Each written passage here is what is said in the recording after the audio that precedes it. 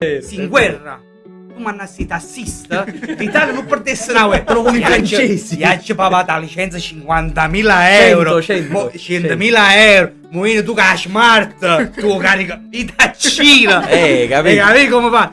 E so coi. Ma non è. Dici fanno la legge, fanno. No. Si bella e buona. Sentono che fosse. Un politica hait.